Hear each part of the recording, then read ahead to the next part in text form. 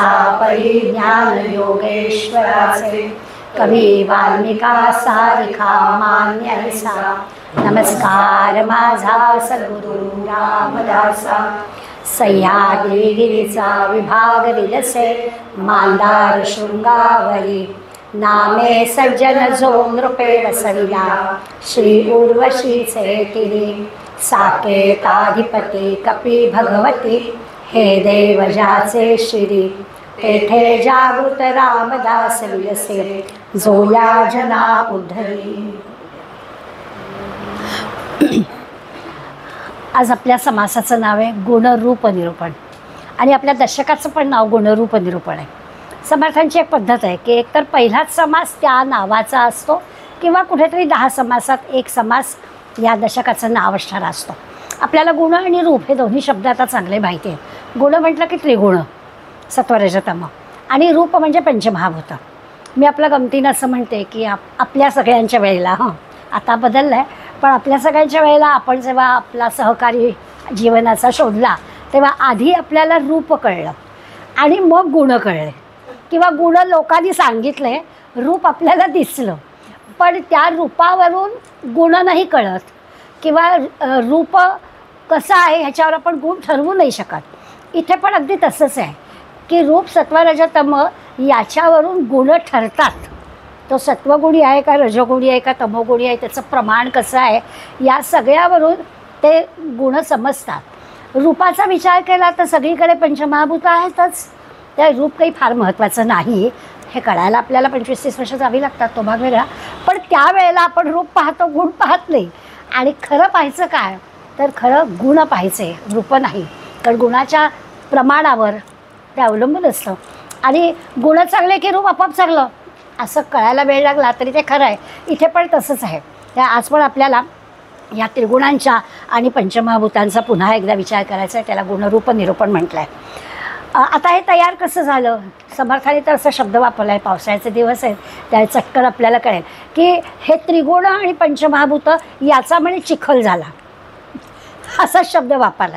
आता चिखलामध्ये माती आणि पाणी किती मिसळलेलं असतं ते काही वेगळं करता येत नाही, तसं हे त्रिगुण आणि पंचमहाभूत वेगळी करता येत नाही, एवढ्यापुरता त्या चिखल शब्दाचा अर्थ।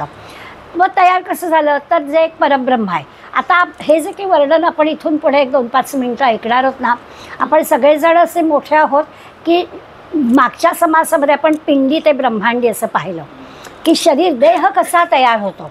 मी काही विज्ञान जाणणारी मेडिकलमधली विद्यार्थिनी नाही पण हा विषय वाचता वाचता आपण समजून घेऊ शकतो की आपल्या पोटामध्ये त्या जीवाची वाढ कशी होते 9 महिन्यामध्ये स्त्रीच्या, अगदी तसंच या ब्रह्मांडाची निर्मिती होण्याचं वर्णन आहे। आता ते तरी आपल्याला काय आपण समजून घेतलेलं आहे इतर सगळ्या मेडिकल सायन्स जाणणाऱ्यांकडून किंवा तो एक अनुभव आपण घेतला आहे, काय होतं माहिती नाही पण असंच होतं एवढंच आपल्याला माहिती आहे। तर तसं म्हटलं आहे की एकमेवा द्वितीय असं जे परब्रह्म आहे ह्या परब्रह्मामध्ये मधून वायूची निर्मिती आहे, वायूची झुळूक असा शब्द वापरला आहे। ती जी वायूची झुळूक आली ती म्हणजे मूळ माया। आता माया पण भगवंतांनी निर्माण केली आणि माया म्हणजे दृश्य जग। आता सध्या आपण ब्रह्मांडाचा विचार करतोय ही ब्रह्मांड निर्माण कसं झालं, पिंडाच्या निर्मितीशी आपण फक्त तुलना करायची की अशीच निर्मिती या देहाची पण झाली आहे। मग कशी झाली आहे तर एक परब्रह्म, त्या परब्रह्माचा आणि ती जी वायूची झुळूक आली त्या वायूच्या झुळकीचा संबंध आला आणि त्याच्यातून दृश्य जग आता जीव तयार झाला। पिंडामधला जीव तयार झाला, ब्रह्मांडाचा पण जीव तयार झाला। त्या मूळ मायेमध्ये हे सत्वरजतम म्हणजे दृश्य जगामध्ये सत्वरजतम। थोडा आपल्याला सायमल्टेनियसली विचार करायचा की पिंड आणि ब्रह्मांड, पिंडामधल्या निर्मितीचं थोडी जाण आपल्याला आहे। आता ह्या ब्रह्मांडाची निर्मिती कशी आहे ते पाहायचं आहे। आता ह्या मूळ मायेमधला हा जो सत्वरजतम आहे म्हणूनच त्याला दुसरा एक शब्द आहे गुणमाया। मूळ मायेलाच कारण त्याच्यामध्ये सत्वरजतम आहेत म्हणून त्याला गुणमाया म्हटलं। एका दृष्टीने विचार केला तर आपण सगळे जे नरदेह म्हणून आहेत ते सगळे सारखे आहेत पण रूपाचा विचार केला तर आपण म्हणतो प्रत्येकामध्ये भिन्नता आहे। काळा गोरा बुटका उंच नाकेला काय जे काही वर्णन आपण करू, अशी निरनिराळी वर्णन आपण करू शकतो. त्या आपल्या सगळ्यांमध्ये फरक आहे म्हणून तर हे लागतं ना आपल्याला. त्यामुळे आपल्यात फरक आहे हे निर्विवाद सत्य आहे. पण तरी देखील नरदेह म्हणून पंचमहाभूतांचा एकच आहे. असं नरदेहाचा विचार केला तर आपल्यामध्ये एकता काय, तर आपण पंचमहाभूतांचे आहोत. वेगळेपणा काय, तर हे जे सत्वरज तमामुळे आपलं जे प्रत्यक्ष रूप आहे ते मात्र वेगळं आहे असं आपल्याला कळेल.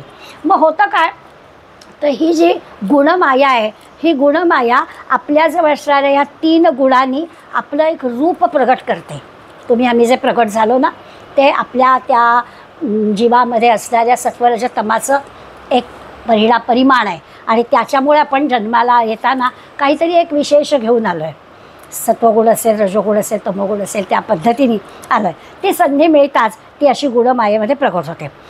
आणि या 3 गुणामध्ये पंचमहाभूत मिसळली की अष्टधा प्रकृती, म्हणजे आता जो म्हटला अष्टधा प्रकृतीचा चिखल तो तयार झाला. तर इतकं एकत्र झालेलं आहे ते त्रिगुण आणि पंचमहाभूत की यांना आता वेगळं करता येणार नाही. त्याच्यातून आपली निर्मिती झाली. आता या अष्टधा प्रकृतीमध्ये त्रिगुण आहेतच, आता कळलं आपल्याला, चिखल आहे म्हणजे दोन्ही गोष्टी एकत्रच आहेत. मग याच्यामध्ये आणखीन आपण लक्षात घ्यायचं की सत्वगुण म्हणजे एक शुद्ध जाणीव.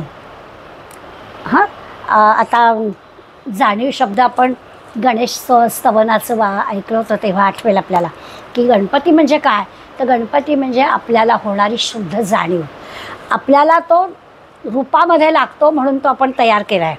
बारीक डोळे, सोंड अशी, उदर मोठं, अशी ती जी सगळी आपल्याला गणपतीची मूर्ती आपण तयार केली ना, ती आपल्याला जाणीव असणारं हे जे रूप आहे ते कळत नाही म्हणून आपण सगळं रूपामध्ये त्याला तयार केलं आहे.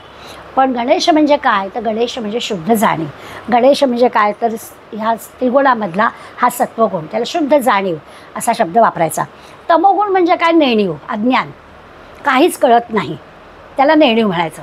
तमोगुणी माणसाला हे काही तुमचं पंचमहाभूत आणि सत्वगुण आणि कसे जन्माला आलो आणि चिखल काय काय कळत नाही, नेणीव येत गेलेला आहे, तो अज्ञान आहे.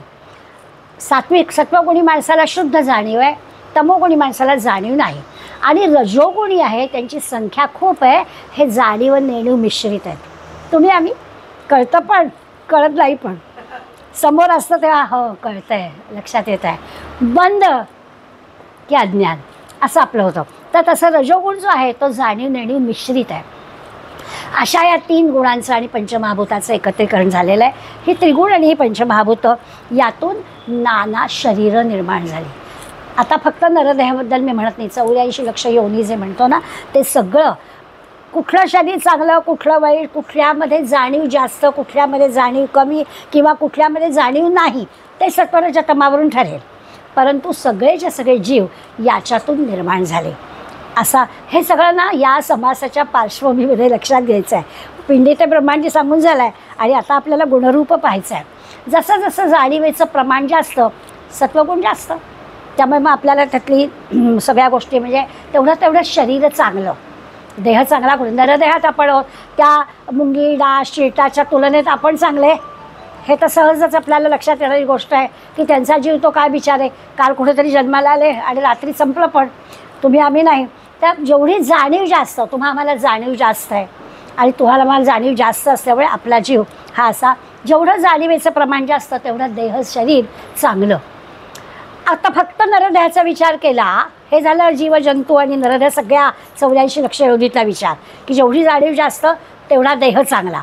आता या नरदेहाचा फक्त विचार केला तर जेवढी जाणीव जास्त तेवढा तो माणूस सत्वगुणी. सगळा हिशोब तोच सत्वरज तमाचाच, पण 84 लक्ष योनी जीवांना तो लावला तर देह चांगला. नरदेहात हा विचार लावला तर नरदेहामध्ये सत्वगुणी जो कोणी आहे तो अधिक चांगला. अशा पद्धतीनं समर्थ आपल्याला अगदी ज्याला आपण हे म्हणतो ना बीजगणितातली सूत्र त्रैराशिक मांडणं, तसं त्यांनी मांडून आपल्याला दाखवलेलं आहे. आता हे सगळं जसं सजीव पदार्थाला लागू आहे, म्हणजे आता 84 लक्ष योनींचा विषय किंवा नरदेहाचा विषय केला तर हे आपल्याला सचेतनामध्ये कळतं आहे. जे सजीव आहे त्या सजीवांसाठी आपल्याला कळलं की कुठला देह जास्त चांगला, तर ज्याच्याजवळ जाणीव जास्त चांगली आहे तो देह चांगला. मग ज्याच्यामध्ये जाणीवेमध्ये सत्वगुण जास्त आहे तो नरदेह चांगला, हे आपल्याला कळलं. आता आणखीन एक पाऊल त्यांचं पुढे आहे की ही सगळी जाणीव अचेतनामध्ये पण असते. आता हे आपल्याला कळायला ज्ञानेश्वर माऊलीने भिंत चालवली. माऊलींच्या भिंतीमध्ये निर्जीव आहे भिंत, पण निर्जीव असणारी भिंत माऊलीने चालवली. आपल्याला वाटतं चमत्कार नाही आहे. संत मंडळींना अचेतन वस्तूंमध्ये सुद्धा जीव आहे, अचेतनमध्ये पण जाणीव आहे असं कळतं. तुम्हाला हे कळलेलं नसलं तरी आपण आपल्या संस्काराने हे कळून घेतलं आहे. आपल्याकडे केळसुणी निर्जीव आहे, पण केळसुणी घरात नवीन आणली की तिला हळद कुंकू व्हायचं, साखरेची चिमटी व्हायची आणि मग तिचा वापर करायला सुरुवात करायची. ही पद्धत आहे. घरात नवीन कपडा आला, अचेतन आहे, देवापुढे ठेवायचा, हळद कुंकू व्हायचं, साखरेची चिमटी व्हायची, मग त्याला नेसायचं, घालायचं. ही आपली पद्धत आहे. वस्तूला पाय लागला, नमस्कार करायचा, ती वस्तू उचलून ठेवायची. तर हे आपण अचेतन वस्तूमध्ये पण जाणीव आहे. आपल्याला मुलं विचारतील, ते काय मला थँक्स म्हणणार आहे का? नाहीच म्हणणार. पण ही जाणीव संतांना आहे. संतांना अचेतन वस्तूमध्ये पण जाणीव आहे, म्हणून ज्ञानेश्वर माऊलींनी भिंत चालवली. आता त्या भिंतीचा काही त्यांनी मारुती कारसारखा वापर नाही केला की ये बाबा बस मी देतो तुला, असं नाही. अचेतन गोष्टींमध्ये सुद्धा जाणीव आहे हा विषय संतांना बरोबर कळतो. जड पदार्थाला जाणीव असणं, आणि आता ते आपल्यापुरतं काय विषय, आपण ते फक्त त्यांच्या संतांच्या उदाहरणांनी समजून घेणं आणि तसं आचरण करणं. पण जर समर्थ सांगतात, जर तुम्ही सुद्धा सूक्ष्मदृष्टी केली तर हा अनुभव येईल. वेगळा जरा अनुभव आहे, पण संगीत जाणकारांना माझा मुद्दा कळेल. समजा एक मोकळा हॉल आहे आणि मोकळ्या हॉलमध्ये एका कोपऱ्यामध्ये सतार ठेवली आहे आणि चारही कोपऱ्यांमध्ये सतार ठेवली आहे. एकच सतार फक्त छेडली तार तर सगळ्यातून आवाज येतो. आता हे काय आहे? अचेतन आहे ना खरं, पण सूक्ष्म जाणीवेतून पाहिलं तर सगळ्यातून आवाज आला. आम्ही टाळ वाजवतो भजनामध्ये, तर टाळ वाजवताना आमच्या असं लक्षात आलं की ठोका मिटला तरी पण असा एक आवाज घुमतो. आता नाही आहे वाजत ना काही, तरी तो जो घुमण्याचा आवाज येत राहतो, याचा अर्थ त्या निर्जीवामध्ये काहीतरी जाणीव आहे. ती जी जाणीव बंद केला टाळ, तो ठोका मुक्त आणि बंद असं ती म्हणते, तो बंद केला ठोका, बंद केल्यावर काहीच नाही हालचाल, म्हणजे जाणीव नसायला हवी, पण आवाज येतो. पहिल्या दिवशी तर मी एवढी घाबरले, मला वाटलं इतका तो आवाज, एवढ्या 20-25 जणींचा आवाज, आणि ठोका बंद झाल्यावरती घुमतोय. मला वाटलं काहीतरी लिफ्टमध्ये गडबड झाली. मी बघायला गेले बाहेर की लिफ्ट कोणतरी वाजवत आहे की काय. मग लक्षात आलं की नाही, ह्या निर्जीव वस्तूमध्ये सुद्धा जाणीव कशी आहे, तो विषय त्याच्याजवळ जो काही तो त्या व्यक्त करतो. संगीताच्या या ह्याच्यामधून तो बरोबर ताल आपल्याला कळतो. ते इथे आपल्याला समर्थ असतात. एक जड पदार्थ हा ना, तसं म्हटलं तर वेदांताचा सिद्धांत आहे. हे काही मोठं आपण सांगतो आहे आणि आपल्याला सूक्ष्मदृष्टी केली की आपल्याला कळेल वगैरे वगैरे, ते कळेल की नाही किंवा किती सूक्ष्मदृष्टी त्याच्यासाठी करावं लागेल तो अभ्यासाचा विषय आहे. पण हा सिद्धांत आहे. सिद्धांत म्हणजे हा खोटा ठरूच शकत नाही. 2+2 4 हा सिद्धांतच आहे. त्यामुळे तुम्ही कितीही काही केलं तरी 2+2 4च. तसं हे आहे की अचेतन गोष्टींमध्ये जाणीव आहे, असा हा वेदांताचा सिद्धांत आहे. त्यामुळे तुम्हा आम्हाला अनुभव नाही म्हणजे नाही का, तर तसं नाही आहेच. त्याचं आता आणखीन एक कारण असं घ्यायचं की ती जी अचेतन गोष्टींमध्ये जाणीव आहे ना, त्याचं माध्यम बदललं की त्याची अभिव्यक्ती बदलते. म्हणजे काय, आपण उदाहरण घेऊया. समजा वात्सल्य, प्रेम हे आपल्या नरदेहातल्या स्त्री नामक मंडळींना चांगलं कळतं. म्हणजे कोणी असं म्हणतात की आपलं नातवंड आणि आपण शेजारी बसतो आहे, त्याच्यावर प्रेम करायचं नाही हां, असं कोणी म्हणूच नाही शकत. स्वाभाविक ते लहान नातवंड शेजारी आलं की आपण जवळ घेणार, कारण हा वात्सल्य अभिव्यक्त करण्याचा हा एक प्रकार आहे, तो आहेच रक्तामध्ये. त्यामुळे असं नातवंड दारात आलं की जाऊन मिठी मारणारच ना आपण, असं कसं चालेल. तर हा वात्सल्य अभिव्यक्त करण्याचा एक प्रकार आहे. पण हा जो स्त्रियांमध्ये आहे तो मांजरीमध्ये असेल का, तो कुत्रीमध्ये असेल का, तर नाही, त्यांची अभिव्यक्त करण्याची पद्धत वेगळी आहे, ती करतात, त्यांच्याजवळ वात्सल्य आहे. वात्सल्य ही जाणीव आहे आणि ती जाणीव अभिव्यक्त करण्याचा प्रकार वेगळा आहे. मग ती मांजरी बघा चाटते, त्या बाळाला ती चाटते, वासराला गाय चाटते. ती अभिव्यक्त करण्याची, वात्सल्य अभिव्यक्त करण्याची त्यांची पद्धती आहे. त्यामुळे आपल्याला अजून असं कळेल की ही जाणीव सगळ्यांमध्ये आहे, फक्त नरदेहामध्ये आहे असं नाही. फक्त ती जाणीव माध्यम कसं असेल त्याप्रमाणे वेगवेगळ्या पद्धतीने अभिव्यक्त होते. आता हे आपल्या लक्षात आहे. हे झालं सजीवांबद्दल. अचेतन गोष्टींबद्दल काय? अचेतन गोष्टींमध्ये पण जाणीव आहे. आता ती कशी अभिव्यक्त होणार? स्पर्श. भांडं हातातनं पडलं, आई आपल्या नादर. नादर म्हणजे काय? स्पर्श. ही त्याला जाणीव आहे. स्पर्श झाला की थांबतो. अशा पद्धतीने अचेतन गोष्टींमध्ये सुद्धा जाणीव आहे. वेगवेगळ्या पद्धतीने ती अभिव्यक्त होत असते, आपल्याला ती कळत नाही. पण अचेतन गोष्टींमधली जाणीव समजायला समर्थ सांगतायत की आपल्याला सूक्ष्मदृष्टी करायला हवी. त्या वस्तूशी आपण एकरूप व्हायला पाहिजे, म्हणजे मग आपल्याला त्या वस्तूंमधली जाणीव आपल्यापर्यंत पोचेल. जसं वात्सल्य, भूक ही जाणीव आहे. सगळ्यांना भूक ही जाणीव आहे. जेवढे म्हणून सजीव आहेत त्यांना भूक लागणारच आहे. त्यांची शरीरं वेगवेगळी आहेत, पण शरीरं वेगवेगळी असली, भौगोलिक परिस्थिती वेगळी असली, खायच्या आवडीनिवडी किंवा पदार्थ वेगवेगळे असले तरी भूक ही जाणीव आहेच. माणसाला आत्ता पोट भरलं आहे, पण तरी घेऊन ठेवूया, नंतर लागेल म्हणून माणूस घेऊन ठेवेल. वाघाचं तसं नाही आहे. त्यांनी शिकार केली, तृप्त, शेजारून हारून गेलं तर ते बघणार पण नाही, बघू भूक लागेल तेव्हा. ही त्याची अभिव्यक्ती आहे. प्रत्येकाचं भूक आहेच, पण अभिव्यक्ती वेगळी आहे. अशा पद्धतीने जर विचार केला तर आपल्याला संतांना जी जाणीव, म्हणजे संतांना जी सूक्ष्मदृष्टी मिळाली आहे आणि ते जसा विचार करत आहेत तशी विचार करण्याची आपली एक मनाची तयारी सुरू होईल. की जेव्हा आपण आपल्या पुढल्या पिढीला सांगू की अरे वस्तूला पायाला नमस्कार करावा, किंवा मुलं आल्या आल्या आपल्या घराघरात तो अनुभव असतो, शूज फेकायचे, सॉक्स फेकायचे, तर आपल्याला सांग अरे जागेवर ठेव, हे काय. मग त्यांना आपल्याला सांगायला लागेल की हे उद्या तू लागणार आहे, हे आपल्याला उपयोगी पडणार आहे. ते नाही की उद्या आपला प्रश्न निर्माण होणार आहे, मग उपयोगी पडणाऱ्या वस्तूला नीट नको का ठेवायला. ही अशी जी जाणीव आहे, त्या वस्तूंबद्दलची जाणीव की ती वस्तू माझ्या उपयोगी पडणारी आहे, त्यामुळे मला ती नीट ठेवलीच पाहिजे, ही जी जाणीव आहे त्याच्यातून हळूहळू आपण सूक्ष्मतेकडे जाऊ, असा विचार आपल्याला करायचा आहे.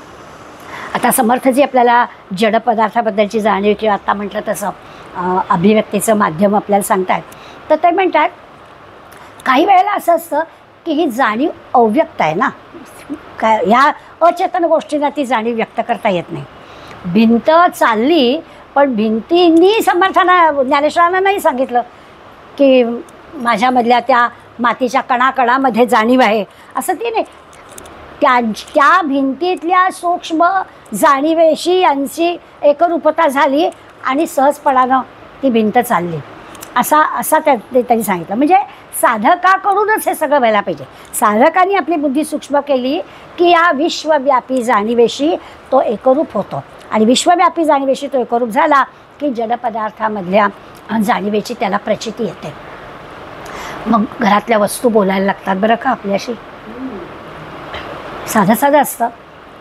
कुठल्या प्रकारचा पदार्थ करायला कुठल्या प्रकारचं पातेलं घ्यायचं ठरलेलं आहे की नाही आपलं. जणू काही ते पातेलं झालं, अहो सूप करायचं ना, माझं काम दुधात दूध तापवणं आहे, मला नको घेऊ, ह्याच्यात माझं दूध तापायची गोष्ट आहे. हे आपोआप कळतं. कुठे लिहिलं आहे का हो?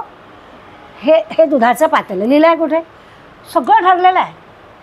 आमटी करायची पातेली वेगळी, सूप करायची पातेली वेगळी, दूध तापायची पातेली वेगळी.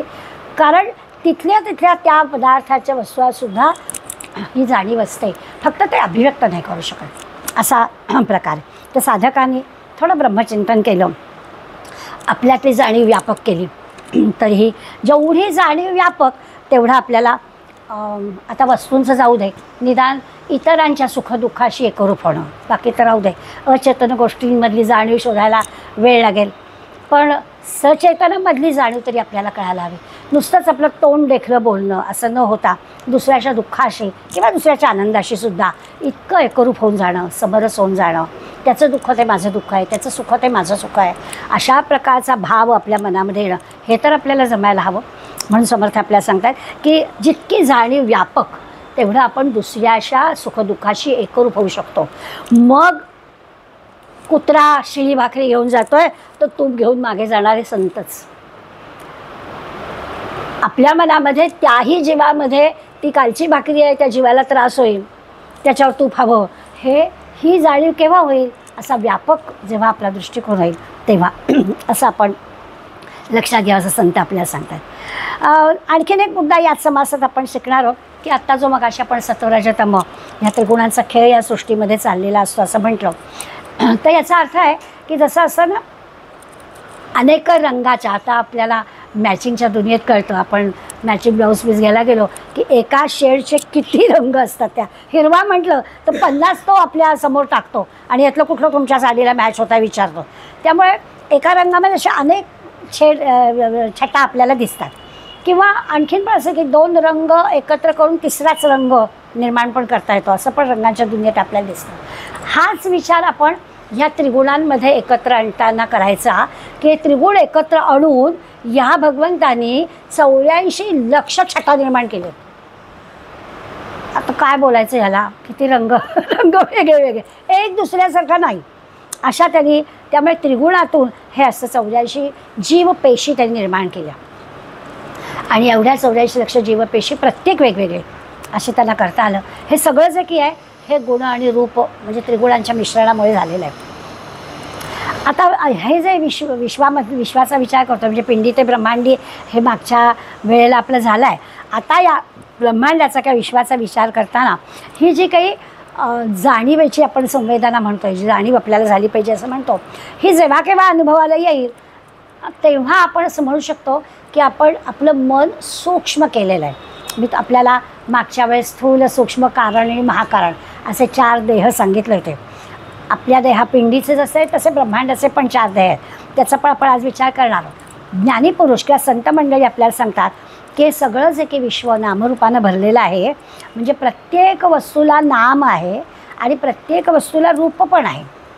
अचेतन असू दे, सचेतन असू दे, प्रत्येक वस्तू ओळखण्यासाठी दाराला दार का म्हणायचं, खिडकीला खिडकी का म्हणायची, प्रत्येकाचं ठरलेलं आहे. आपण खिडकीला दार नाही म्हणणार, त्या दाराला खिडकी नाही म्हणणार, त्याची रचना, त्याचं उपयोजन हे सगळं ठरलेलं आहे. त्या प्रत्येक वस्तूला एक रूप आहे आणि प्रत्येक वस्तूला नाव पण आहे.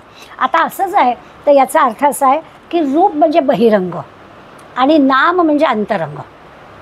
आधी रूप दिसतं, त्या बहिरंग आधी दिसतं आणि मग आपल्याला अंतरंग दिसतं. तर अंतरंग म्हणजे नाम. आत्ता आपण वस्तूच्या नावाचा विचार करतो, आपण नामस्मरणातल्या नामाचा विचार करत नाही. ते आपल्या लक्षात येईल की अंतरंग जे आहे ते त्याचं नाव आहे. नाव तेच राहतं, बहिरंग बदलतो. आपण जर 10, 20, 30, 40 वयाचे आपले फोटो पाहिले तर आपलं रूप कसं बदललं आहे ते आपल्याला कळेल. बहिरंग बदलतो, नाव तेच आहे, नावात काही बदल झाला नाही. जन्माच्या वेळेला जे काही नाव ठेवलं आईवडिलांनी आपल्या किंवा नवऱ्याने आपल्या नंतर ठेवलं असेल त्या नावात बदल नाही आहे, रूपात बदल आहे. मी गमतीनं म्हणते कोण होतीस तू, काय झालीस तू, तसं आपल्याला लगेच कळतं. रूप बदलतं, नाव बदलत नाही. त्यामुळे बहिरंग बदलतो, अंतरंग बदलत नाही. आपण अगदी अचेतन वस्तूचा विचार केला तर बहिरंग बदलेल. ह्या दरवाजाचं जे काही नक्षीकाम आहे ते मी बदलून टाकू शकेन, पण दरवाजाचं जे उपयोजन आहे ते अंतरंग आहे, ते नाही मी बदलणार. त्याला कुलूप लावण्यासाठी व्यवस्था पाहिजे, माझ्या घराचं संरक्षण करण्यासाठीचं ते उपयोजन आहे. हे जे त्याचं रूप आहे त्या रूपामध्ये मला बदल करता येईल, पाहिजे ते रंग लावता येईल, वेगळा डिझाईन बदलता येईल. पण नावात काय करणार, नाव दरवाजाच आणि त्याचे जे काही गुण आहेत किंवा त्याचं जे काही उपयोजन आहे तेच. त्यामुळे रूप बदलता येतं, नाव बदलता येत नाही. आता रूपात बदल होतो, नावात बदल होत नाही. ही जी गोष्ट आहे ही अचेतनामध्ये सुप्तपणानं असतं, ते कळत नाही आपल्याला. हे असं समजून घ्यावायचा प्रयत्न करावा लागतो. सचेतनामध्ये आपल्याला जिवंतपणा अनुभवता येतो. फोटो बघितले की आपल्याला सचेतन गोष्टीमध्ये कळतं. किंवा आपण घरातली वस्तू आणली तरी आपल्याला कळेल. नवीन आणताना तिचं रूप वेगळं असतं. वापरून झाली वर्ष, 2 वर्ष, 5 वर्ष, आता जुनी झाली, मग तिचे बदल करायला हवा असं आपल्याला कळतं. ते रूप बदलतंच, पण त्या वस्तूचे उपयोजन आहे की तिचं नाव जे आहे ते बदलत नाही, ते नाव आहेच असं आपल्याला सजीव किंवा विचार केला तर अचेतनमधल्या गोष्टींमध्ये पण आपल्याला सांगता येतं. असा सगळा थोडासा वेदांताचा भाग या गुणरूप निरूपणामध्ये आपल्याला शिकायचं आहे. मोठा समास आहे 52-54 ओव्यांचा काहीतरी, आणि ह्या एवढ्या सगळ्या ओव्यांमध्ये आपल्याला ते सांगतात की अशी थोडी मौल्यवान गोष्ट आहे. म्हणजे हा ना पुन्हा पुन्हा आठवण होते की हा ग्रंथ असा भक्तिभावाने वाचायचा. रोज 2 समास वाचले, नमस्कार केला, पुन्हा आपला केशरी कपड्यात बांधून ठेवला, असा नाही आहे. हा सगळा वेदांताचा ग्रंथ, विज्ञान सांगणारा, रोजच्या जीवनामध्ये उपयोगी पडणारा ग्रंथ आहे. त्यामुळे हा एक विज्ञानाचं पुस्तक अशा पद्धतीनं तो वाचला गेला पाहिजे असं आहे. त्यामुळे समर्थाने हा जो या समासामध्ये आपल्याला ते सांगणार आहेत ती फार मौल्यवान गोष्ट आहे. त्रिगुणांची आणि पंचमहाभूताची सगळं जाणीवेचं आहे, जाणवून घ्यायचं आहे आपल्याला. कदाचित हे सगळं जे की आहे शब्दांमध्ये सांगण्याचा संतांचा प्रयत्न आपल्यापर्यंत त्यांनी आणलेला आहे. असंच्या असं आपल्याला समजूनच घ्यावं लागेल. आता या जिवंत प्राण्यामध्ये ही जाणीव आढळते असं आपण पाहिलं. अचेतन वस्तूंमधली जाणीव आपल्याला समजून घ्यायला लागते. लगेच काही प्रथमदर्शनी आपल्याला कळणार नाही. मी म्हटलं तसं की पुढल्या पिढीतली मुलं आपल्याला निरुत्तर करत असतात की खरोखरच आहे की त्या म्हणजे घरामध्ये पायानेच खेळायचं किंवा रस्त्याने जाताना एखादा दगड किंवा एखादी वस्तू सारखी तुडवतच जायचं. आता क्षणभर असं वाटतं आपला हेतू वेगळा असतो, अरे तू दगड मारशील, एखाद्याला लागला तर, पण ते भान त्यांना नसतं. त्यांना ते लाथेने उडवायचं असतं.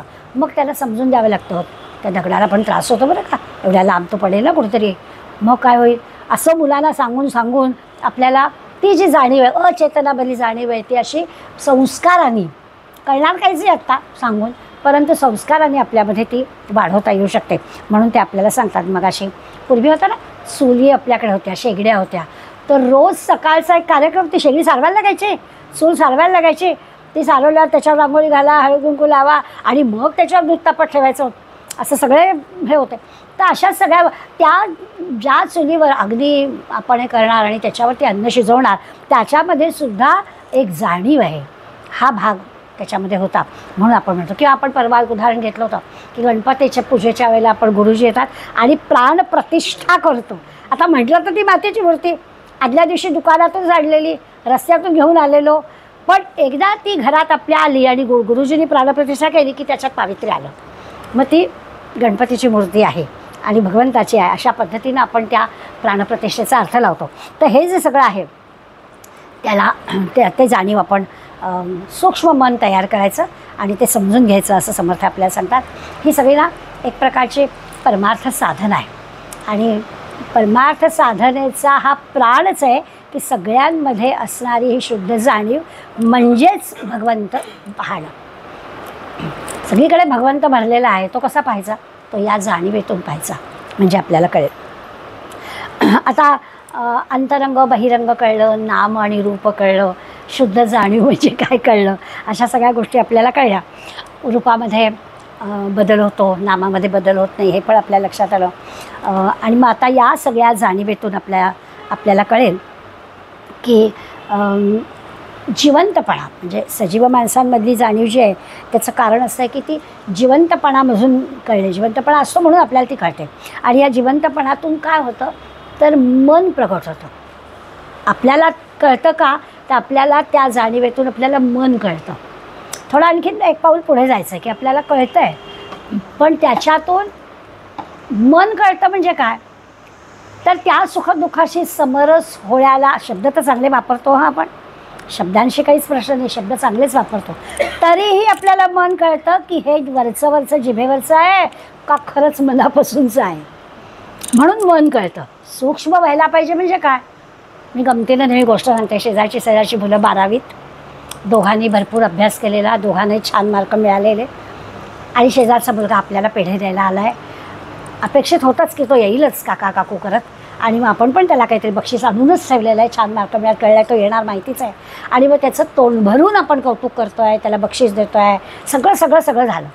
घरी गेला, दार लागलं की आमच्या घरात चर्चा, काय आईवडिलांनी खस्ता खाल्ली आहेत त्याच्यासाठी, केवढे क्लास लावले, केवढा पैसा खर्च केला आहे, दोघांनी महिना रजा घेतली होती, तर घेऊ देत की तुमचं काय गेलं. पण आता हे वरचं आणि मनातलं कळलं आपल्याला, म्हणजे जाणीवेतून मन कळायला हवं. सूक्ष्म व्हायचं म्हणजे काय की वरवरचं आहे का अंतरंगापासून आहे हे पण कळलं पाहिजे. समर्थ आपल्याला सांगतात की सूक्ष्म विचार केला ना की ही सगळी गुंतागुंत कळते. मग आपल्याला कळतं कुणाचं आतपासून बोलणं आहे आणि कुणाचं वरचं आहे. हा पण विचार या समासात आपल्याला बघायचा आहे. साधारण पहिल्या 1 ते 8 ओव्यांमध्ये आपल्याला हा कॉन्शियसनेस ज्याला इंग्लिशमध्ये म्हणतात की सचेतनामध्ये जाणीव आहे ती इंद्रियांना कळते, असा जो विषय आहे तो 6वी आणि 7वीमध्ये समर्थाने एक वेगळं उदाहरण दिलं आहे, तेही आपल्याला कळेल. 6वी आणि 7वी ओवी आहे.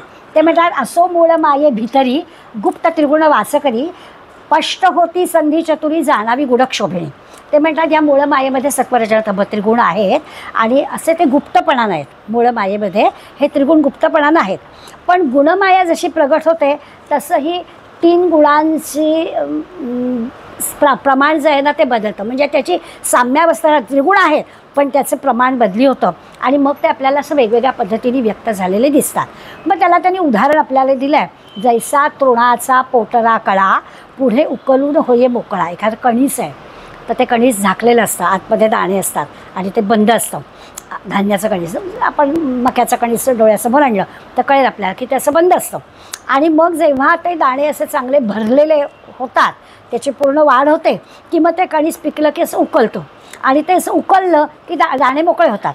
तसं म्हणे आहे की ही मूळ माया आरंभामध्ये या 3 गुणांना पोटात घेऊन असते आणि मग ती उकलते आणि मग ते 3 गुण प्रकट होतात. ते 3 गुण प्रकट झाले की आपल्याला कळतं सत्व कुठला, रजो कुठला, तमो कुठला. मग तमोगुणाच्या काही आपल्याजवळ लक्षणं आहेत, रजोगुणाची लक्षणं आहेत, त्याच्यावरून आपण ठरवतो. पण मुळात काय तर ही मूळ माया 3 गुणांना आपल्यामध्ये धरून ठेवते योग्य वेळेला. आता हे जे उदाहरण आहे आपण लक्षात घेऊया. लहान बाळ जन्माला आलं आहे, आत्ता ते असं मूळ मायेत ती गुणमाया तिथे आहे, त्याला आपला परका भेद नाही आहे. हो, निरागस असं आपण त्याला म्हणतो.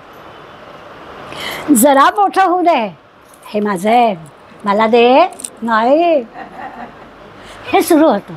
मग ते त्रिगुण दिसायला लागतात.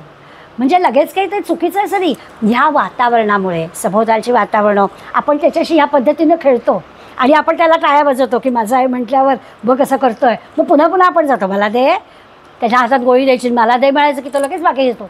हे जे सगळं सुरू होतं ना ते निरागसपण हळूहळू कमी व्हायला लागतं. म्हणजे आधी मुळं मायामध्ये कणीस बांधलेलं आहे, सत्वराच्या तर मग सगळं आहे, उकललं, मोकळे झाले दाणे की मग काय घडतं तर ते असं आहे. त्यामुळे आता आपल्याला लक्षात येईल की ह्या पहिल्या 8 ओव्यांमध्ये त्यांनी ही जाणीव ज्याला कॉन्शियसनेस म्हणतात त्या जाणीवेचं वर्णन करून सांगितलं आहे. पुढे 9व्या ओवीपासून 25व्या ओवीपर्यंत आपण ज्याला ओंकार म्हणतो, रोजचा आपला अनुभव आहे. हा ओंकार म्हणजेच त्याला हिरण्यगर्भ म्हणतात. म्हणजे ब्रह्मांडाचं जे सूक्ष्म रूप आहे त्याला हिरण्यगर्भ म्हणतात किंवा शब्दब्रह्म म्हणतात, ओंकार म्हणतात. आणखीन एक शब्द लोगॉस म्हणतात. हे सगळे एकाच अर्थाचे शब्द आणि ह्या ओंकाराची निर्मिती जशी होते तसं त्यांनी आपल्याला सांगितलं आहे.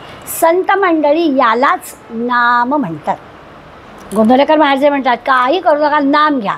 ते नाम म्हणजे काय, तो ओंकार.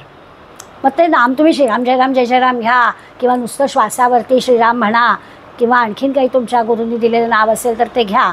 पण ते म्हणजे काय तर ह्या 9 ते 25 ओव्यांमध्ये त्यांनी आपल्याला आपल्या पिंडाचा दृष्टीने विचार केला तर नाम सांगितलं, ब्रह्मांडाच्या दिशा विचार केला तर हिरण्यगर्भ असं त्याचं सूक्ष्म देह म्हणून सांगितलेलं आहे. आता आपल्या लक्षात येईल की आपला स्थूल देह आणि आपला सूक्ष्म देह. स्थूल देहामध्ये त्रिगुण आणि पंचमहाभूत आहे आणि सूक्ष्म देहामध्ये नाम. सूक्ष्म देहामध्ये नाम हवं. आता ब्रह्मांडाचा विचार केला तर ब्रह्मांडाचा स्थूल देह म्हणजे दृश्य जग दिसणारं, त्याच्यामध्ये पण पंचमहाभूत त्रिगुण आहेतच आणि त्याचं सूक्ष्म देह काय हिरण्यगर्भ ओंकार.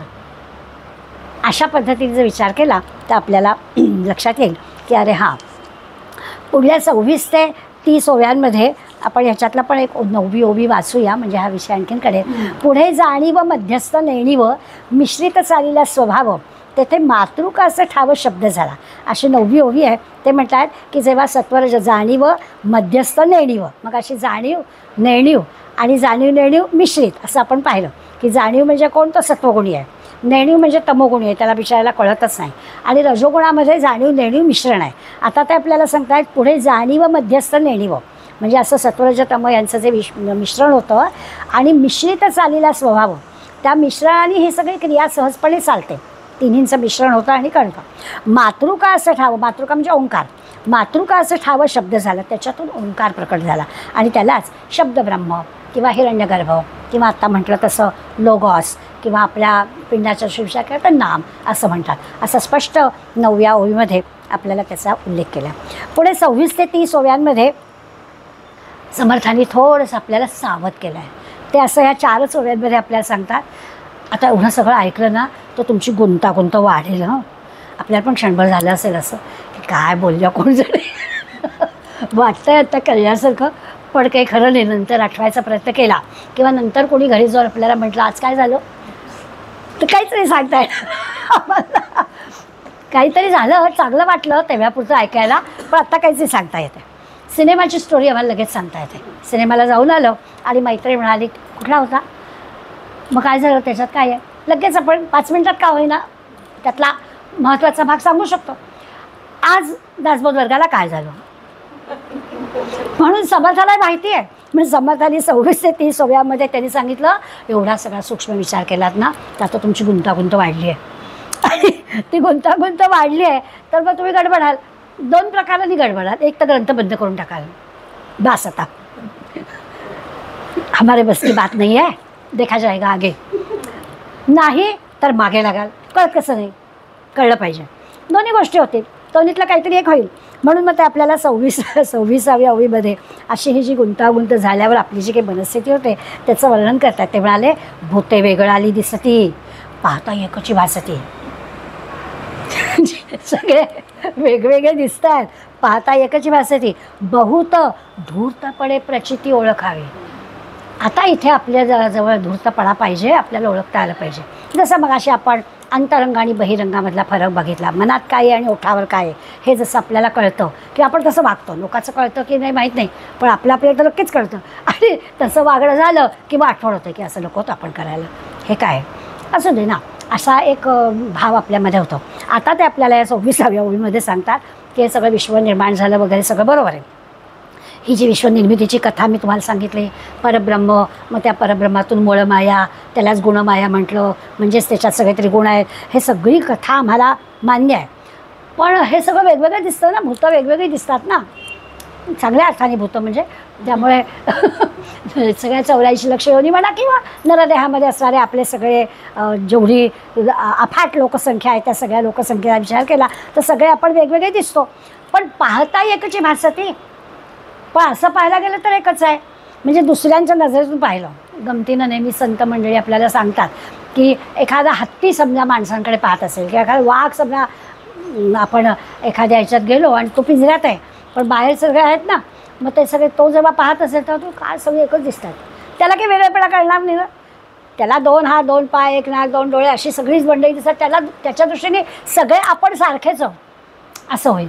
त्यामुळे त्यामुळे भूतही दिसते ते वेगळं, आपल्याला सगळं वेगळं दिसेल. आणि तरी देखील पाहता एकची भासे म्हटलं तर एकच आहे, कारण त्रिगुण आणि पंचमहाभूत, वेगळं काही नाहीच आहे. आणि आहे एकच, भासताय तर वेगळं. पण हे बहुत धूर्तपणे प्रचिती ओळखावी. ह्याचा अनुभव घ्यायचा असेल, ह्याची आपल्याला ओळख पटवून घ्यायची असेल तर धूर्तपणा पाहिजे, लबाडी नाही. हुशारी. धूर्त शब्द मराठीत आपण लबाडी अर्थाने पण वापरतो, पण इथे धूर्तपणा म्हणजे आपल्याजवळ ती हुशारी पाहिजे की आपल्याला हुशारीनं हे ओळखता आलं पाहिजे. आणि अखेर 31 ते 54 ह्या अखेरच्या सगळ्या ह्या टप्प्यामध्ये ही जी विश्वनिर्मितीची कल्पना आपण आत्तापर्यंत ऐकली ही अतींद्रिय आहे, म्हणजे इंद्रियांनी जाणण्याची नाही. कितीही शब्दांमध्ये आता व्यक्त करण्याचा प्रयत्न केला असला तरी आपल्या आपल्या इंद्रियांच्या माध्यमातून ती कळणारी नाही. म्हणजे मी वाचून समजेल, जाणीवेने समजेल, समजून घेऊनच समजेल. इंद्रियांच्या भर डोळे कान यांनी काय आपल्याला त्याचा उपयोग होणार नाही. कारण याचं असं आहे की ही सगळी सूक्ष्म कल्पना आहे, कल्पनेने करण्याची गोष्ट आहे, त्यामुळे हे कळणार नाही. हां, थोडा अंदाज करता येतो, अनुमानाने थोडं समजतं, इतरांच्या अनुभवाचा पण थोडासा उपयोग होतो ना, यशातला भाग नाही. किंवा काही असे दाखले दृष्टांत देऊन आपल्याला सांगता येतो. जसं आपण आत्ता अचेतन गोष्टींमध्ये पण प्राण आहे याच्यासाठी अचेतन गोष्टींची उदाहरणं देऊ शकलो. असे दाखले दृष्टांत देऊन आपल्याला सांगता येईल किंवा अंदाजाने संकेताने आपल्याला अर्थ लावता येईल. परंतु ठोस ज्याला म्हणतो, दाखवणं ज्याला म्हणतो तसं नाही दिसणार. त्या इंद्रियांनी कळणारी गोष्ट नाही, अतिंद्रिय कल्पना आहे. ही जी सगळी विश्वाची कल्पना आहे, परमात्म्याने हे सगळं सृष्टी निर्माण केली असं पण म्हणतो आहे आणि त्रिगुण आणि पंचमहाभूतांनी एकत्र करून केलेली असं म्हणतो आहे. हे सगळं आपल्याला आपल्या इंद्रियांच्या मार्फत सगळं ज्ञान होईल असं नाही होणार, असं ते आपल्याला सांगतात. आता हा सगळ्यांना ज्ञानमार्गाचा भाग आहे. आपले संतांचं सांगणं हे कर्ममार्गी, ज्ञानमार्गी, भक्तिमार्गी सगळ्या पद्धतीने आहे. तर आता हा ज्ञानमार्गाचा भाग असल्यामुळे आपल्याला ते सगळं समजून घ्यायला निरनिराळ्या पद्धतीने त्यांनी आपल्याला उदाहरणं दिली. आपण आता या पंचमहाभूतांचा विचार करणार आहोत म्हणून थोड्या आपल्या देहाच्या माध्यमातून ह्याचा विचार करूया. ते आपल्याला जरा पटकन कळतं.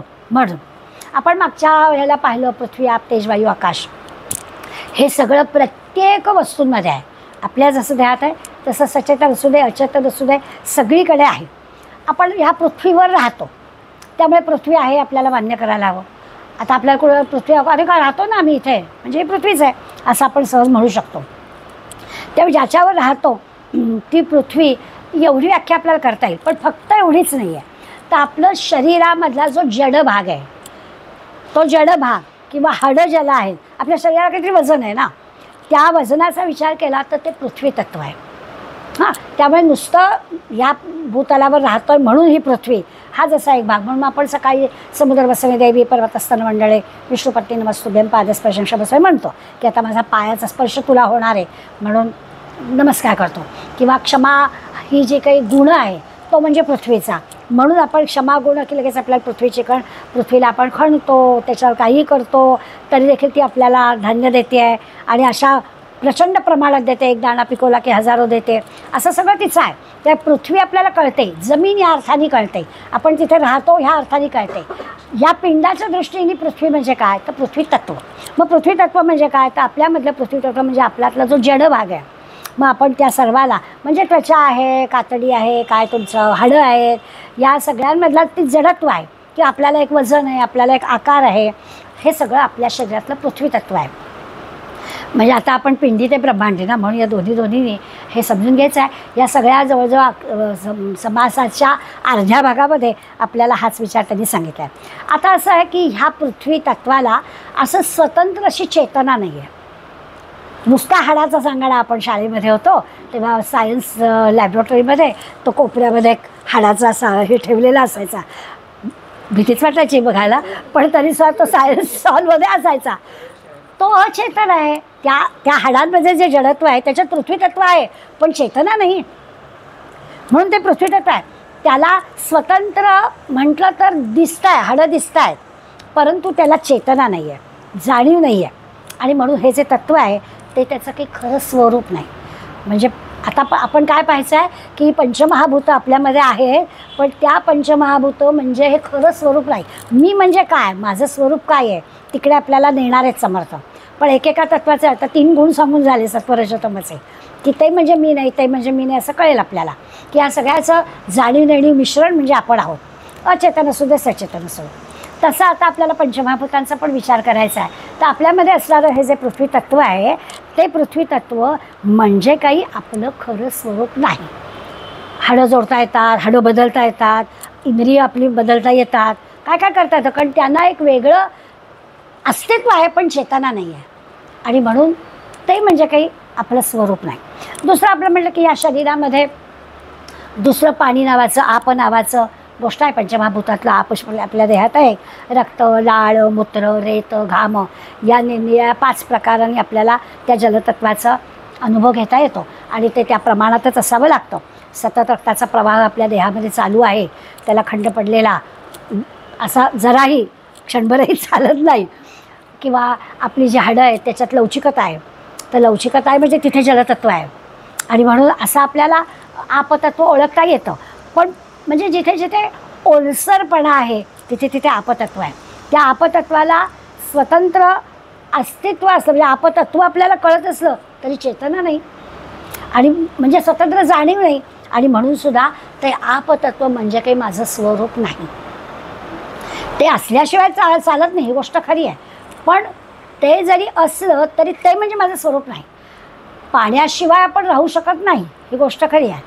काही काळच आपल्याला पाण्याशिवाय राहता येईल, पण पाणी लागेलच. म्हणून ते आपतत्व आवश्यक आहे, त्याच्या अस्तित्वाची आपल्याला जाणीव आहे, त्याचं प्रमाण आपल्याला तेवढंच ठेवायला हवं, त्याच्याशिवाय आपल्या देहाचं आडेल, हे सगळं जरी मान्य असलं तरी आप म्हणजे माझं काही खरं स्वरूप नाही.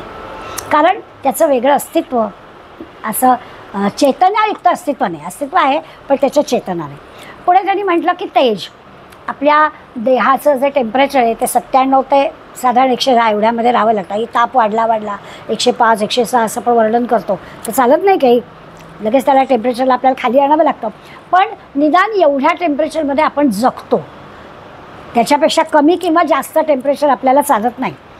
आता हे तेज जे आहे ते कशावर अवलंबून आहे, तर आपल्याला भूक आहे, तहान आहे, आळस आहे, झोप आहे, सगळ्या गोष्टी आपल्याला आहेत. ह्या सगळ्या तेजतत्वाच्या गोष्टी आहेत. तेजतत्वाचं प्रमाण, झोप झाली नाही तर आपल्याला आपलं तेजतत्व काम करत नाही. आपण दिवसभर छान मला बेचैनी आली, काय झालं, काल झोप नाही झाली. ते आपलं जे तेजतत्व आहे ते लगेच, म्हणून ह्या सगळ्याची आवश्यकता आहे. म्हणून तेजतत्व कुठे कुठे येतं, इथे इथे आपल्याला दिसतं. पण पुन्हा विचार येतो, चेतना नाही तिथे, परिणाम कळतो, ते असल्याची आवश्यकता पण आपल्याला कळते, पण तेजतत्व म्हणजे माझं स्वरूप नाही. मी म्हणजे काय असा विचार केला तर मी म्हणजे ते स्वरूप नाही. अगदी वायूचं पण तसंच तत्व आहे. आपण श्वासोश्वास घेतो, त्याशिवाय आपण राहू शकत नाही. सगळं चलन वलन सगळं जे काही आपलं आहे, आकुंचन प्रसारण आपल्या देहाचं आपण करतो, या सगळ्या गोष्टी ज्या आहेत त्या वायुतत्वामुळे होतात. ते वायुतत्व आपल्याला कळतं. सूक्ष्म जरी असला तरी त्याला चेतना अशी नाही आहे. फक्त आपल्या देहापुती चेतना त्याची थांबली तर काय होतं त्याचे परिणाम आपल्याला कळतात. पण म्हणजे वायू म्हणजे सुद्धा आपलं काही खरं स्वरूप नाही. पृथ्वी आप तेज वायू या गोष्टी आपल्याला लागतात. आकाशामध्ये म्हणजे शरीरामध्ये पोकळी जिथे जिथे आहे तिथे तिथे आकाशतत्व आहे. त्या आकाशाचं पण याचप्रमाणे आकाशाचा तत्वाचा विचार करताना आपल्या वृत्तीचे जे तरंग अंतःकरणात निर्माण होतात ना, पोकळी जिथे आहे ना त्या पोकळीमध्ये काम क्रोध लोभ मोह हे सगळे निर्माण होतात. ती पोकळी आहे आणि तिथे तिथे त्या अंतरंगामध्ये हे सगळं उमटतं, वृत्तीचे रंग उमटतात. त्यामुळे म्हटलं तर शरीरामध्ये रक्ताभिसरण चालू आहे, बरोबर आहे. मग आकाशतत्वाची खूण काय, तर आकाशतत्वाची खूण म्हणजे स्वतंत्र चेतना नाही, स्वतंत्रतेचं अस्तित्व नाही, त्याला जाणीव नाही, म्हणून ते माझं स्वस्वरूप नाही. ह्या सगळ्या गोष्टी माझ्या देहात आहेत, त्याच्याशिवाय माझा देह चालत नाही, पण तरी ते म्हणजे माझं खरं स्वरूप नाही असा विचार समर्थ आपल्याला सांगतात. शास्त्रकार जे आहेत, विज्ञान जाणणारे आहेत, त्यांच्या मते खरं म्हणजे शरीरामध्ये 2च गोष्टी आहेत, 5 नाही. त्यांचं म्हणणं पृथ्वी आणि पाणी या 2 गोष्टींनी शरीर चालतं. संतांचं म्हणणं तसं नाही आहे. संतांना पंचमहाभूतं सगळीच्या सगळी लागतात. म्हणजे वातावरणातली जी उष्णता आहे ती आपल्या देहातल्या उष्णतेचं तेजतत्व आहे असं त्यांनी म्हटलं. वातावरणातल्या उष्णतेवर होतं, आपण म्हणतो ना की काय गरम होत आहे, की ते बाहेर गरम झालं की लगेच आपल्याला आंघोळीला गार पाणी, बाहेर थंड झालं की लगेच आपल्या आंघोळीला गरम पाणी, हे जे सगळं आपण करतो ते स्वाभाविक आहे. वातावरणातल्या उष्णतेवर आपल्या सगळ्या गोष्टी अवलंबून असतात. किंवा वातावरणातलं हवेचं जे असतं, आपण लगेच म्हणतो की प्रदूषण आपल्या शहरामध्ये जास्त आहे, मग वायुतत्वावर त्याचा बाकीच्या सगळ्या गोष्टींचा परिणाम होतो. तसं या आकाशतत्वाबद्दल आपण म्हणतो की वातावरणातील जे आकाशातलं तत्व आहे तेच शरीरातलं आकाशतत्व आहे, ते वेगळं नाही. पण संतांनी मात्र त्याला 5ही महाभूतांचं वेगळे पण दाखवलं आहे. आणि हे जे कामक्रोध शोकमोह ह्या ज्या सगळ्या गोष्टी म्हणजे वृत्ती ज्याला म्हणतो, त्या वृत्तींचे तरंग जे उमटतात ते या आकाशतत्वामध्ये म्हणजे आपल्या देहातल्या आकाशतत्वात उमटतात. त्यामुळे केवळ काही पृथ्वी आणि पाणी या 2 घटकांचा हा पिंड नाही आहे, 5ही यांचा आहे असं समर्थांचं स्पष्ट मत आहे. आता कुठे कुठे त्याचा शरीरामध्ये जास्त आहे त्याचा हिशोब आपण बोलता बोलता परवा केला होता. ह्या पंचीकरणाचा वेगळा समास जेव्हा आपण अभ्यासणार आहोत तेव्हा आपल्याला त्याचा आणखीन विचार करायचा आहे. तर या सगळ्या देहामध्ये ठिकठिकाणी पृथ्वी आप तेज वायू आकाश पायापासून सुरुवात केलं तर या पद्धतीनं तो हा जास्त आहे. आपण अचेतनाचा विचार करूया. आपल्याला ह्यातलं तर आपल्याला कळलं की पायामध्ये पृथ्वी तत्व आहे, मग जो नाभीपर्यंतचा जो भाग आहे मांड्यांपासून त्या तिथे जलतत्वाचा भाग जास्त आहे. आपल्याला अनुभव येतो. आपण उन्हाळ्याच्या दिवसात अगदी बाहेरून आलो आणि थंडगार पाणी प्यायलं की डायरेक्ट ते पोटापर्यंत जाताना कळतं.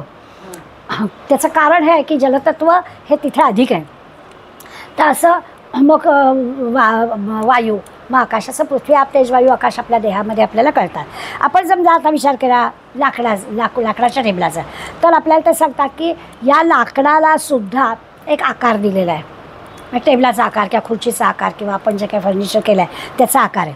याचा अर्थ लाकडाला जर आकार निर्माण झाला आहे तर त्याच्या ठिकाणी मृदुत्व आहे. मृदुत्व आहे म्हणजे जलतत्व आहे. अशा पद्धतीने त्यांनी विचार केला की कुठेतरी खिळा ठोकला जातो आहे, याचा अर्थ पोकळी आहे म्हणजे आकाशतत्व आहे. म्हणजे आकाशतत्व आहे किंवा पृथ्वी तत्व आहे किंवा मृदुत्व म्हणजे आपतत्व आहे. हे कशावरून ठरतं तर ते दिसायला अचेतन असेल, पण अचेतन असल्यामध्ये सुद्धा पृथ्वी आप तेज वायू आकाश आहेत. प्रत्येक वस्तू त्याचं प्रमाण वेगळं आहे. अंशतः असेल, लाकडामध्ये पृथ्वी तत्व अधिक असेल, पण पोकळी आहे, खिळा ठोकला जातो आहे, याचा अर्थ आकाशतत्व आहे. त्याच्यामध्ये लवचिकता आहे, त्याला आकार देऊ शकतो आहे म्हणजे मृदुत्व आहे म्हणजे आपतत्व आहे. अशा पद्धतीने आपल्याला ती सगळी तत्व अचेतन गोष्टींमध्ये सुद्धा आहेत असं सांगता येतं. आणखी उदाहरण, हिवाळ्यामध्ये पाण्याचं बर्फ होतं. 0 डिग्री टेम्परेचर आलं की बादलीतलं पाणी सकाळी बर्फ झालेला असतो, जिथे अनुभव लोक घेतात. आता याचा अर्थ काय तर हे आपतत्व पाण्याचं बर्फ होतं आणि आपतत्व जास्त, पण वायुतत्व अंशतः असतं. पाण्याचं तापमान उकळलं पाणी की तिथे तेजतत्व जास्ती होतं. बर्फ होणं किंवा उकळणं हे प्रकार बदली झाले, तिथे तिथे त्यांचं तेजतत्व येतं. आणि मग आपण म्हणतो की नॉर्मल पाणी मला द्या, म्हणजे माठातलं पण नको, फ्रीजमधलं पण नको. याचं काय तर वातावरणातमधलं त्याचं जे टेम्परेचर असतं ते द्याला. त्याला माऊलींचा छान शब्द आहे. माऊली म्हणतात निवणे क्रियापद. ते निवणं म्हणजे काय आहे, गरम पण नाही गार पण नाही असं त्याला निवडं म्हणतात. तसं हे आहे की ह्या सगळ्यामध्ये आपल्याला लक्षात येईल की प्रत्येकामध्ये ह्या 5 गोष्टी आहेत. म्हणजे पंचमहाभूतातल्या 5 गोष्टींमध्ये पण पंचमहाभूत आहे. पृथ्वीमध्ये 5 तत्व, पाण्यामध्ये 5 तत्व, जसं या सगळ्या जीवांमध्ये 5 तत्व, सचेतन अचेतनांमध्ये 5 तत्व. सगळीकडे पृथ्वी आप तेज वायू आकाश भरलेलं आहे, त्रिगुण भरलेले आहेत. फक्त त्यांच्या प्रमाणाच्या कमी जास्ततेमुळे आपल्याला ते वेगवेगळं दिसतं आहे, एवढाच त्याचा अर्थ. वाऱ्याचा विचार केला, वारा वाहतो आपण म्हणतो, पण म्हणजे काय होतं आपल्याला त्याचा स्पर्श कळतो. वारा कोणी दाखवू शकणार नाही, त्याचा परिणाम आपल्याला दिसेल. हे जरा मोठा कर गं पंखा, म्हणजे काय होईल त्याचा परिणाम आपल्याला कळेल. त्याच्यामुळे आपल्याला काय बरं वाटतं किंवा जरा लहान कर मला त्रास होतो आहे असं आपण म्हणतो. तर हे आपल्याला परिणामाने कळतं. पण त्या वारा वाहतो म्हणजे काय तर त्या वाऱ्याचं जे जडतत्व आहे त्या वाऱ्याच्या जडतत्वाला पृथ्वीतत्व, त्या वाऱ्यामध्ये पण पृथ्वीतत्व आहे. वादळामध्ये झाडं हलतात, वादळामध्ये झाडं हलतात म्हणजे काय होतं तर वादळातील वायूमध्ये पृथ्वीतत्व आहे म्हणून ते हलतात. अशा पद्धतीने ह्या 5 तत्वांचा विचार आपल्याला ते करताना दिसतं. समुद्राच्या काठी आपण का किंवा नदीच्या काठी आपण का बसायला जातो तर त्या पाण्यावरून येणारा जो वारा आहे त्याच्यामध्ये पाण्याचा अंश जास्त असतो, गार वारा येतो. तळ्याच्या समोर आमचं घर होतं, छान वारा यायचा. पाण्याच्या जवळून वारा आला की त्याच्यामध्ये स्वाभाविकच पाण्याचं आपतत्व जास्त, त्यामुळे तो परिणाम आपल्याला कळतो की वाऱ्यामध्ये आपतत्व आहे. हे कळतं, दाखवता नाही येणार पण आपल्याला त्याची जाणीव येईल. उन्हाळ्यामधला गरम वारा किंवा आत्ता म्हटलं तसं की पाण्याच्या ठिकाणचा असणारा गार वारा कळेल. किंवा पाण्यामध्ये वायुतत्व आहे, कारण सुकून जातं ऊन आलं की पाणी गेलं तर त्याच्यामध्ये याचा अर्थ त्याच्यामध्ये पोकळी पण आहे, त्यामुळे ते पाण्याचं निघून गेलं, वायूमध्ये रूपांतर झालं असं होईल. अशा पद्धतीनं या पृथ्वी आप तेज वायू आकाशाचा सुरुवातीला आपण जो शब्द वापरला की त्याचं चिखल आहे, तर तो चिखल का आहे तर असं सगळे एकमेकांमध्ये मिसळलेले आहेत. माया आणि ब्रह्म यांचं स्वरूप पण आपल्याला अनेक समासामध्ये आपण पाहिलं आहे. किंबहुना दासबोधाचा जर आपण एकत्रित विचार केला तर त्या माया ब्रह्माचे समास संख्येनं जास्त आहे. आणि म्हणून आपल्याला बरोबर समर्थाने व्यावहारिक दुनियेतून या दुनियेकडे सहज गेला आहे. आता सोप्या भाषेत जर म्हणायचं झालं तर जो डोळ्यानं दिसते ती माया, जे जे दिसतं आहे ते सगळं माया. पण जे जे दिसत नाही ते मायेच्या प्रांतात येतं. देवतांची रूपं आपण ती निर्माण केली. मग असं म्हटलं की आपण गणेश ही जाणीव आहे, पण त्या गणेशाला आपण मूर्तीत बसवलं आहे. आपल्याला ज्या पद्धतीनं हवं आहे, जी जी इंद्रियांची शक्ती आपल्याला अपेक्षित आहे ती ती इंद्रियांची शक्ती त्या रूपाला आपण दिली. एकच उदाहरण दिलं की पुरेल की आपण सूक्ष्मदृष्टी म्हटलं, मग आजपासून बऱ्याचदा शब्द वापरला तर आपल्याला सूक्ष्मदृष्टी प्रत्येकातली हवी. आपण जर एखादं बारीक काही काम करत असतो, ही दोरा होतो आहे तर आपण लगेच डोळे बारीक करतो, किंवा एखादी नेम मारायचा आहे तर आपण लगेच नजर बारीक करतो. तर सूक्ष्मदृष्टी याचा अर्थ डोळे बारीक असतो, म्हणून ते गणपतीला बारीक डोळे दिले. अशा पद्धतीने जे जे चांगलं ते सगळं आपण एकत्रित केलं आणि त्याला मूर्त रूप दिलं. पण प्रत्यक्षात विचार केला तर आपल्याला जाणीव म्हणजे भगवंत, जाणीव म्हणजे तो गणपती असं लक्षात येईल. म्हणजे डोळ्यांना दिसतं ती माया, सगळं डोळ्यांना दिसत नाही. तेव्हा त्यांची रूपं मंदिरं जी आहेत ती अशी मायेच्या प्रांतात येतात. म्हणून मग समर्थ माया दिसे ब्रह्म दिसे ना, हे दृश्य जग दिसतं आहे, ब्रह्म दिसत नाही. पण ते आपल्याला माया निर्माण होते, दृश्य जग निर्माण होतं. काही काळ त्याचं अस्तित्व असतं, काही काळाने ते नाहीसं होतं. येणं असणं आणि जाणं हे सगळ्या दृश्य जगातल्या सगळ्या गोष्टींना आहे, त्यामुळे ते दिसतं. त्यामुळे पुन्हा पुन्हा आपल्या लक्षात येतं की माया दिसतं, ब्रह्म दिसत नाही. अशा या ब्रह्ममायेचा विचार आपल्याला पुढल्या ह्याच्यात करायचा आहे. मनामध्ये दोन्ही गोष्टी येतात ना, पटलं असं वाटतं पण, आणि मनात विकल्प पण खूप येतात. म्हणून पुढला समाज विकल्प निरसनच दिला आहे की मनामध्ये आता हे सगळं कळण्यासारखं वाटतं आहे पण नाही वे. तर ते जे आपल्या मनामध्ये विकल्प येतात ते समर्थांच्या लक्षात आलेले आहेत. म्हणून पुढल्या समासात ते जे की आता ह्यामुळे जो काही गोंधळ निर्माण झाला असेल, माया ब्रह्म त्रिगुण पंचमहाभूत सजीव निर्जीव सचेतन अचेतन सगळं एकमेकात कालवलं आहे, हे जे काही सगळं आहे ते सगळ्यामुळे आपल्या मनात जे काही प्रश्न निर्माण झाले असतील किंवा नसतील, पण त्या सगळ्या प्रश्नांचा विचार पुढल्या सभासात समर्थ आपल्याला करणार आहेत. आणि आपल्या मनातला जो विकल्प आहे तो पण ते पुढल्या सभासात दूर करणार आहेत. तो आपण पुढल्या वेळेला पाहू. कळलं नाही ते काय कळलं नाही काय विचारावं हेही कळत नाही.